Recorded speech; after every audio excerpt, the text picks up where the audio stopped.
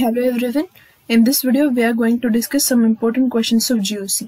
जो भी टॉपिक्स मैंने GOC के कवर करवाए यूट्यूब चैनल पे, तो उस पे बेस्ड कुछ क्वेश्चंस हम यहाँ पे डिस्कस करेंगे.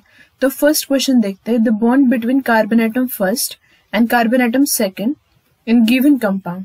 तो यहाँ पे ये कंपाउंड है C ट्रिपल बॉन्ड N और यहाँ पे CH डबल बॉन्ड CH2 इस तरीके से.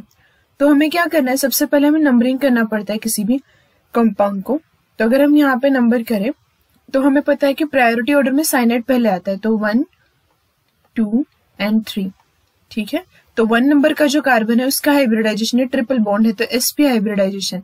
सेकेंड नंबर का sp2 जाएगा, थर्ड नंबर के कार्बन का भी sp2 जाएगा.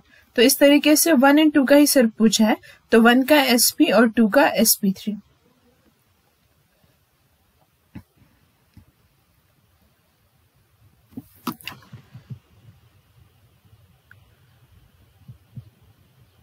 अब सेकंड क्वेश्चन देखते हैं. Which is an acidic hydrocarbon. उन्होंने पूछा कि एसिडिक हाइड्रोकार्बन कौन सा है.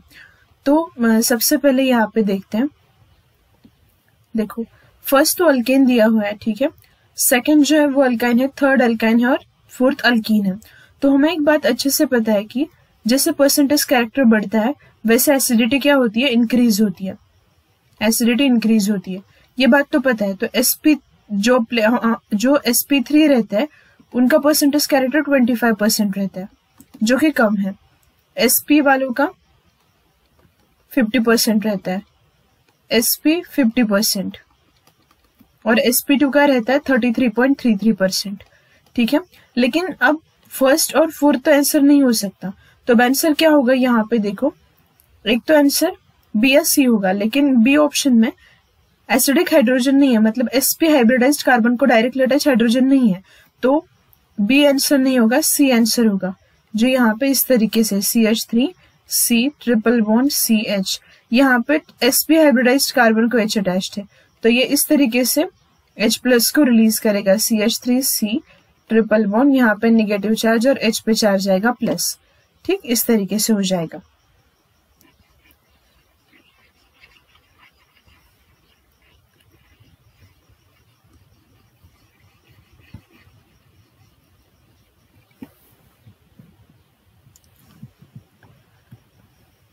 अब देखते हैं hybridisation of carbon. Single bonds का पूछा है उन्होंने, single carbon carbon single bond का. तो यहाँ पे देखो, ये फर्स्ट कार्बन है, इसका sp आएगा, इसका भी sp आएगा, ट्रिपल बॉन्ड है sp2 और sp2. तो उन्होंने सिंगल बॉन्ड का पूछा हुआ है. ठीक है. तो सिंगल बॉन्ड यहाँ पे है, तो देखो sp sp2 आएगा, तो बी आंसर होगा इसका. Which among the following statements are true with respect to electronic displacement in covalent bonds? ठीक है. तो inductive effect operates through first option उन्होंने दिया है. Inductive effect operates through pi bond. Pi bond के through operate नहीं होता, sigma bond के through. Resonance effect operates through sigma, sigma ने रेजोनेंस पाई के थ्रू जाता है. Inductive effect operates through sigma bond, तो ये करेक्ट है. And resonance effect operates through pi bond, लेकिन उन्होंने किसके लिए पूछा है, respect to electronic displacement in covalent bond. Covalent bond में पूछा है. ठीक है. तो यहाँ पे जो थर्ड एंड फोर्थ ऑप्शन है वो करेक्ट है. अब आगे देखते हैं. Resonance and inductive operates through sigma bond, तो ये सही नहीं है. 3 एंड 4 करेक्ट है, तो ये ए ऑप्शन करेक्ट होगा.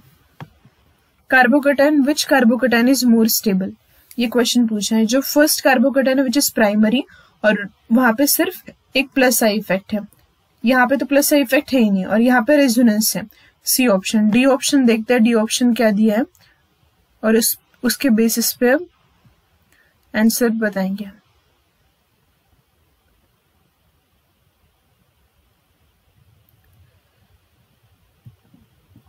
डी ऑप्शन भी प्राइमरी कार्बोकैटायन है, और वो स्टेबलाइज होता है किससे, वो स्टेबलाइज होता है सिर्फ प्लस आई इफेक्ट से.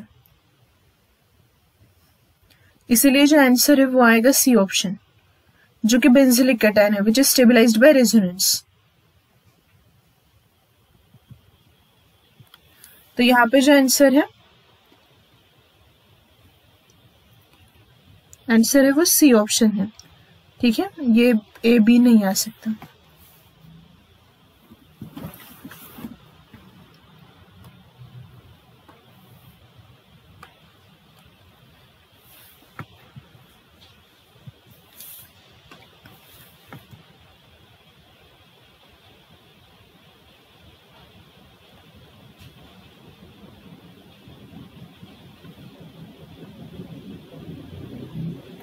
अब नेक्स्ट क्वेश्चन देखते हैं, dimethyl ether ethyl alcohol are. Question पूछा है कि डाइमेथिल ईथर इथिल अल्कोहल क्या है। तो हमें पता है कि जिनका मॉलिक्यूलर फॉर्मूला सेम रहता है, जिनका मॉलिक्यूलर फॉर्मूला सेम रहता है वो आइसोमर्स होते हैं। तो यहाँ पे CH3 CH2OH है और सेकंड डाइमेथिल ईथर। तो इन दोनों में मॉलिक्यूलर फॉर्मूला सेम है, मतलब ये आइसोमर है, लेकिन फंक्शनल ग्रुप डिफरेंट है, इसलिए सी ऑप्शन आंसर आएगा। Which type of isomerism is shown by propanol and propanone? Propanol मतलब 3 कार्बन का अल्डिहाइड एंड प्रोपेनॉन मतलब कीटोन। ठीक, हाँ, तो यहाँ पे फंक्शनल ग्रुप डिफरेंट है, तो यहाँ पे भी आंसर आएगा ए ऑप्शन।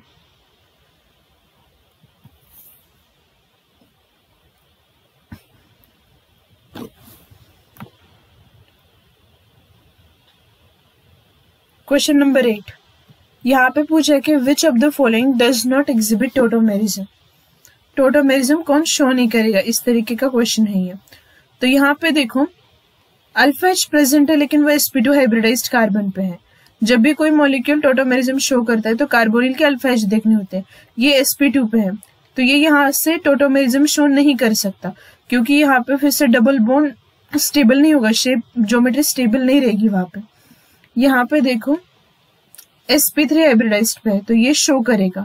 ठीक है, यहाँ पे भी sp3 हाइब्रिडाइज्ड है, तो ये भी शो करेगा। इस मॉलिक्यूल में भी है अल्फा एच, वो भी sp3 पे है। इसका मतलब ए जो ऑप्शन है वहां पे टोटोमेरिज्म नहीं हो सकता, A. Which shows geometrical isomerism. तो उन्होंने पूछा है कि कौन सा ज्योमेट्रिकल आइसोमेरिज्म शो करेगा।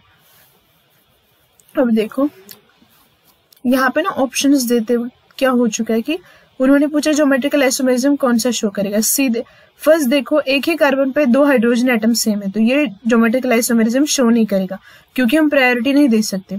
यहाँ पे भी एक कार्बन पे 2 सिमिलर एटम है, यहाँ पे भी प्रायोरिटी नहीं दे सकते। यहाँ पे देखो Cl Cl सेम है, तो ये भी नहीं शो करेगा, तो बी ऑप्शन आंसर जाएगा इसका। Which of the following compound is not chiral. उन्होंने पूछा कि कायरल कौन सा नहीं है। तो देखो कायरल मतलब जहां पे एक कार्बन को 4 डिफरेंट ग्रुप्स रहते हैं। बी ऑप्शन देखते हैं पहले, ए तो आंसर तो ए ही है कि वो कायरल नहीं है। यहाँ पे देखो CH3 CH2 CH deuterium and Cl। देखो ये जो बीच वाला कार्बन है उसको 4 अलग अलग ग्रुप्स अटैच्ड है, इसका मतलब ये कायरल है। सी ऑप्शन देखते हैं, CH3 CH, यहाँ पे ड्यूटेरियम आएगा ऊपर, यहाँ पे CH2 एंड Cl। इस कार्बन को 4 अलग ग्रुप अटैच्ड है। और डी ऑप्शन ड्रॉ करते हैं, CH3 CH Cl CH2 and D। यहाँ पे भी देखो ये जो कार्बन है वो कायरल है, इसका मतलब आंसर फर्स्ट है। Which of the following is an optically active compound. Optically active मतलब जो उसमें कायरल कार्बन प्रेजेंट होना चाहिए। ठीक है, तो 1 ब्यूटेनॉल का स्ट्रक्चर अगर हम ड्रॉ करते हैं तो उसमें कायरल कार्बन नहीं है। 2 ब्यूटेनॉल देखते हैं, CH3 CH OH CH2 and CH3। देखो इस मॉलिक्यूल में क्या है, कायरल कार्बन प्रेजेंट है यहाँ पे, तो ये जो मॉलिक्यूल है वो क्या होगा, ऑप्टिकली एक्टिव हो जाएगा। बाकी का देखने की भी जरूरत नहीं है आपको।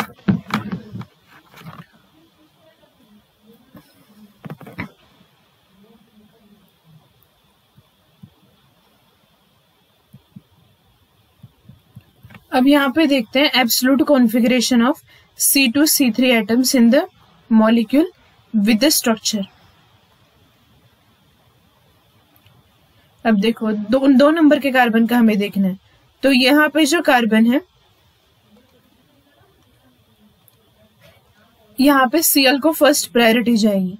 सेकंड नंबर, क्योंकि इसका एटॉमिक नंबर ज्यादा है, ऊपर कार्बन है, यहाँ पे भी कार्बन है, लेकिन ऊपर जो कार्बन है उसको 3 हाइड्रोजन है, नीचे कार्बन है उसको हाइड्रोजन और ऑक्सीजन अटैच्ड है, ऑक्सीजन का एटॉमिक नंबर ज्यादा है, तो ये जो बल्कि ग्रुप है बड़ा वाला उसको 2 नंबर जाएगा। ऊपर CH3 को 3rd और 4th यहाँ पे। अब देखो 1 से जाएंगे 2, 1 2 एंड 3, ठीक है, रोटेशन 1 2 3 जाता है हमेशा, ठीक है। तो ये कौन सा रोटेशन है, एंटी क्लॉकवाइज S, लेकिन 4th priority group horizontal line पे है, तो S चेंजेस टू R। तो अब देखो 2 नंबर के लिए R कहाँ कहाँ पे है, तो हमारा ये B एक ऑप्शन है और D एक ऑप्शन है, लेकिन हमें अब क्या करना है, 3rd वाले का भी निकालना है, तो 3rd वाले का निकाल के देखते हैं।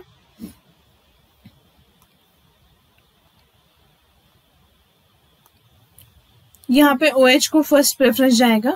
अब यहाँ पे देखो कार्बन है और ऊपर भी कार्बन है, लेकिन ये जो 4th नंबर पे जो कार्बन है वहां पे 3 हाइड्रोजन एटम्स हैं, ठीक है, और ऊपर जो है वहां पे CH3Cl और H है।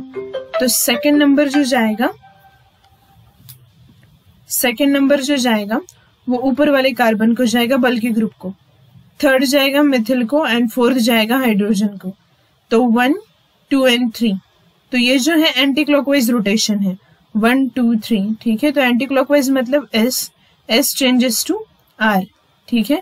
तो यहाँ पे जो 3rd नंबर का है वो भी क्या हो जाएगा, R हो जाएगा, ठीक है। तो answer should be D option. अब जो रिमेनिंग क्वेश्चंस हैं, अब अगर हम सारे क्वेश्चंस एक ही वीडियो में डिस्कस करेंगे तो उसकी लेंथ बहुत बढ़ जाएगी, तो अब जो रिमेनिंग क्वेश्चंस हैं वो हम नेक्स्ट वीडियो में देखेंगे। थैंक